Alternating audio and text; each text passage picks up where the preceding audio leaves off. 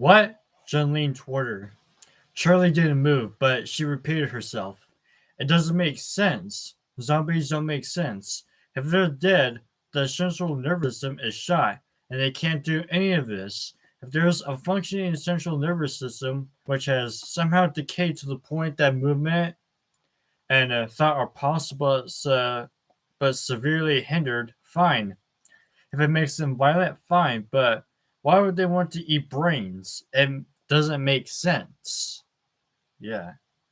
How does that make sense in the first place? That man would have been able to walk on his own in a suit so oversized. He didn't walk into that field, the suit did. The animatronic was carrying him inside. I walked into that field of its own accord. Maybe it's symbolic, John suggested, eager to engage. However, odd the conversation. Like the idea you eat your enemy's heart to gain their power? Maybe the zombie eats its enemy's brain to gain its central nervous system? He glanced at Charlotte, but she was only half listening. Okay, she said. She's been irritated by the movie. Now she's been irritated by the conversation she had to introduce. I'll be right back, she told John, and got up without waiting for him to respond. She made her way out of the row, through the lobby and out the door. On the sidewalk, she took a deep breath and felt in intense relief at the wash of fresh air. Dreams about being trapped are common. She reminded herself she looked it up when they began. They were only slightly less common than dreams of showing up to class naked, plummeting from a great height, or having your teeth all suddenly falling out. But this didn't feel like a dream. Charlie jostled her thoughts back to the present, where even the crime scene of a gruesome murder seemed like a safer place to keep them. There must be tracks. He didn't walk there himself. There must be some clue of what carried him into that field and where it came from. Charlie shivered. She went back inside the building. John's going to think I'm nuts. She arrived at the swinging theater doors and stopped. She couldn't do it. She had to know. There was a young man at the concession stand, and she asked him if the place had a payphone. He pointed silently to his right, and Charlie went, fishing in her pocket for a quarter and for Chief Brick's card. She dialed carefully, pausing between numbers to check the card again, as if the writing might have changed since she looked. Clay Burke answered on the third ring. Burke. Clay, it's Charlie. Charlie, what's wrong? He was instantly alert. Charlie could picture him leaping to his feet, ready to run. Nothing, I'm fine, she assured him. Everything is okay. I just want to see if you found anything else. Not so far, he told her. Oh. Burke let the silence stretch between them, and Charlie finally broke it. Is there anything else you can tell me? I know it's confidential, but you've brought me in this far. Because, please, if there's anything else you know, anything else you found, anything you know about the man, the victim. No, Clay said slowly. I'll let you know when we find something. Okay, Charlie said, thanks. I'll be in touch. Okay. Charlie hung up the phone before he could say goodbye. I don't believe you, she said to the phone on the wall. Back in the theater, her eyes took a moment to adjust as she inched along the back row toward her seat, careful not to make noise. John looked up at her with a smile as she sat down, but didn't say anything. Charlie smiled back with a grim determination and settled back in her seat. Then scooted her over until her shoulder was pressed against his. From behind her head, she could hear him make a surprised noise.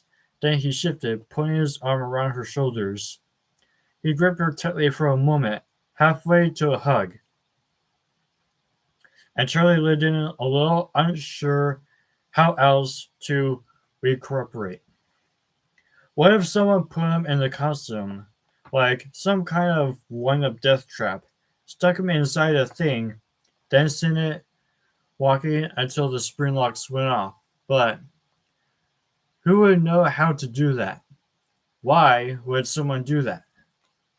Did I miss something? Charlie asked, though she hadn't paid any attention in the first half of the movie anyway. It was daytime on screen, and it looked like there were more people holed up in some sort of bunker. Charlie could remember which of them had been the original characters. She wriggled in her seat. John's arm around her had relaxed, but now the arm of the seat was digging into her side. He started to move away, but she settled herself in. No, it's okay, she whispered, and his arm circled around her again. Just get on with it, Charlie said, flustered. John startled. Sorry, I don't want to be too aggressive. No, not you, Charlie gestured toward the screen. They should just build a minefield around the bunker and wait for them to all blow up. The end. I think that's actually what they do in the sequel, but we'll have to wait to watch it for ourselves, he winked. There's another one, she sighed. When the credits start to roll, they gather their things and head to the exits with the rest of the small crowd, not speaking until they got outside. On the sidewalk, they stopped. This has been nice, John said, sounding somehow like he meant it, and Charlie laughed, then groaned, covering her face with both hands. This has been awful. This has been the worst day ever. I'm so sorry. Thanks for lying, though. John gave an uncertain smile. It was nice to meet you, he said with cautious levity. It's just, can we go somewhere to talk? John nodded, and Charlie started backing toward campus, with him following behind. The quad was usually empty late at night, or at least mostly empty. There was always someone walking across, some student finishing up late night work in a lab, some couple essence in a dark corner. Tonight was no different. It was easy enough to find their own dark corner to talk. Charlie sat down under a tree and John copied her, then waited for her to talk as she started a gap between two buildings, where you could almost see the woods. Finally, he prompted her. So, what's up? Right, she met his eyes. Clem came to see me today. John's eyes widened, but he didn't say anything. He took me to see a body, Charlie went on. He had died inside one of the mascot costumes. John rose, frowning. She could almost see his thoughts, working through what this meant, and why it involved Charlie. That's not all. Claire told me that they found blood in the dining room at Freddy's. Fake blood. John's head jerked up. You think Dave's blood? Charlie shrugged. Clay didn't come out and say it, but all those scars, he has survived the spring legs of a mascot costume before. He must have known how to escape the building. It didn't look to me like he escaped, John said doubtfully. He could have faked it. It would certainly explain the blood.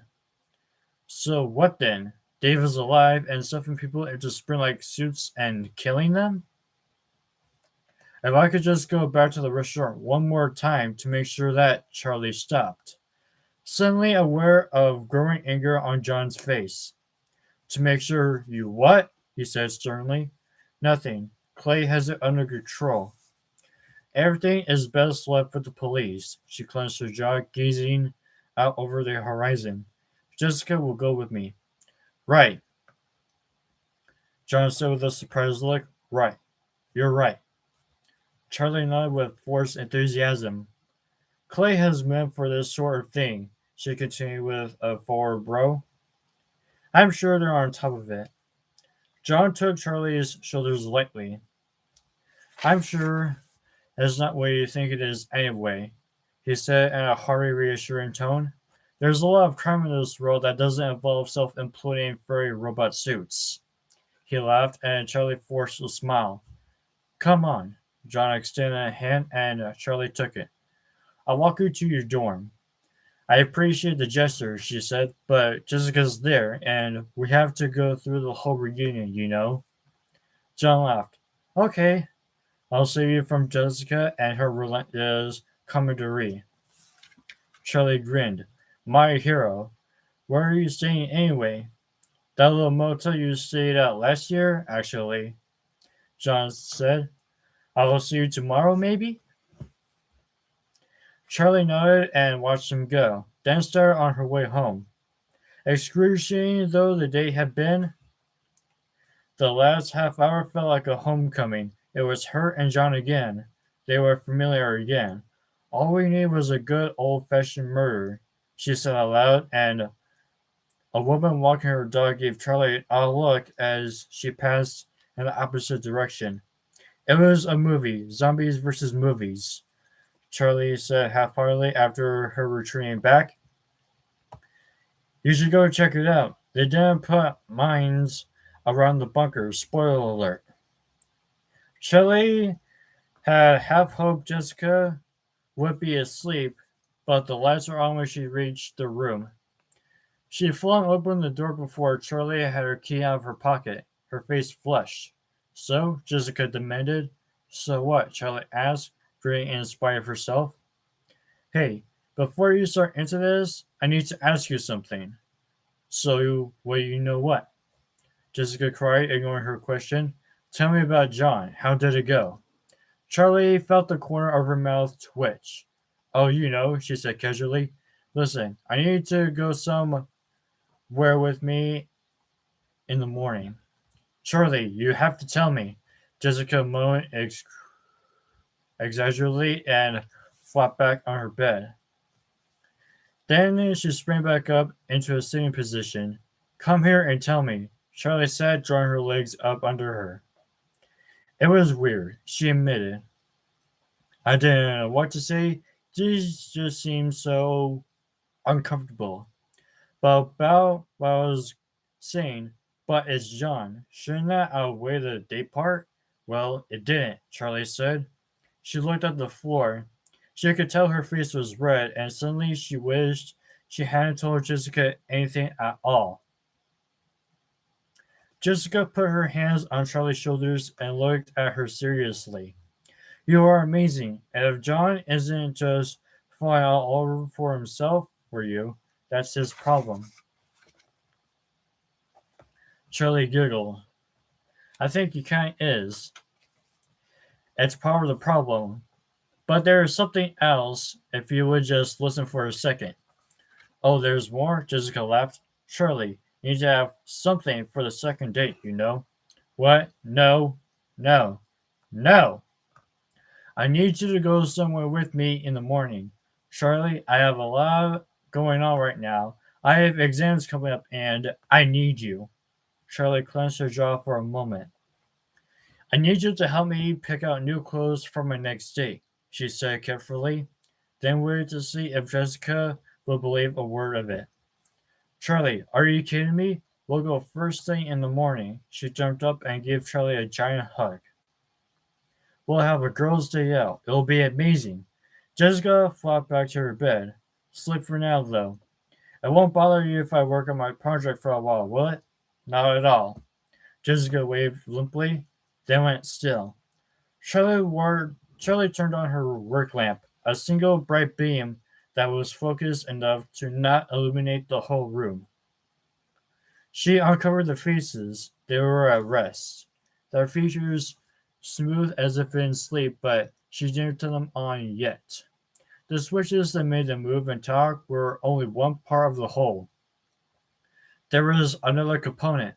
The part that made them listen was always on.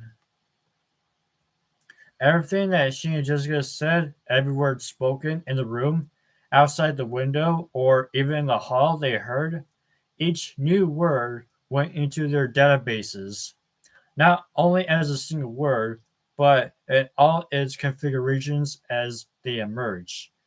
Each new piece of information was stuck to the piece of information most like it. Everything new was built on something old. They were always listening. Charlie turned on the component that allowed them to speak. Their features rippled softly as if they were stretching themselves. "I know," said the first, more quickly than usual. "So what?" said the second. "No what?" "You know, so what?" "No what?" "Now what?" "What now?" "No how." "Why now?" Charlie switched them off, staring as the fans slowed to a stop. That didn't make sense. She looked at her watch. It was about 3 hours too late for bed. She changed quickly and climbed under the sheets, leaving the faces uncovered. There was something unnerving about their exchange. It was faster than it had ever been. It was nonsensical. But there was something about it that rang familiar. It struck her. "Were you playing a game?" she asked. They couldn't answer and just stared blankly into each other's eyes.